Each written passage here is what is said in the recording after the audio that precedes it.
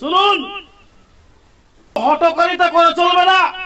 আমার বড় আবেদন হবে, ঈদের নামাজ নিয়ে কেউ ফতুয়াবাজি করবেন না যে বাড়ি বাড়ি হবে কি হবে না। ইনশাআল্লাহ হবে।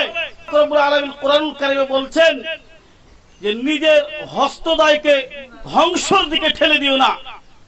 অতএব জান বাঁচা যেহেতু ফরজ, প্রত্যেক মুসলিম ভাই ও বোনদেরকে বলছি, আপনারা ঈদের নামাজের জন্য ভিড় করবেন না, জমায়েত করবেন না। প্রত্যেক বাড়ি বাড়িতে ঈদ পড়ে নেবেন ইনশাআল্লাহ। আপনি হয়তো ভাবছেন যে আমরা ঈদের দোয়া জানি না, ঈদের নিয়ম জানি না। আপনাকে সেই পদ্ধতিটাও ইনশাআল্লাহ বলতে চাইছি আজকে। শুনুন, ঈদের নামাজ 2 রাকাত,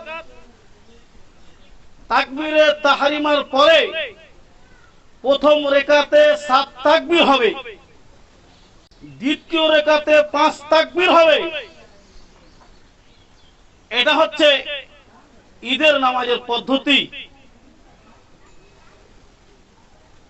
এবং আপনি হয়তো ভাবতে পারেন যে আমি সূরা গাশিয়া জানি না, সূরা আলা জানি না। সমস্যা ইনশাআল্লাহ হবে না। আপনি যে কোনো সূরা জানলেই হবে। সূরা ফাতিহার পরে আপনি পড়লে আপনার নামাজ ইনশাআল্লাহ হবে। কিন্তু এটা সহি কথা, সঠিক কথা, যদি আপনি সূরা ফাতিহার পরে আলা পড়তে পারেন ভালো, গাশিয়া পড়তে পারেন ভালো। কিন্তু যদি না জানেন, তাহলে সূরা ফাতিহার পরে যে কোনো একটা সূরা পড়লে আপনার নামাজ হবে ইনশাআল্লাহ।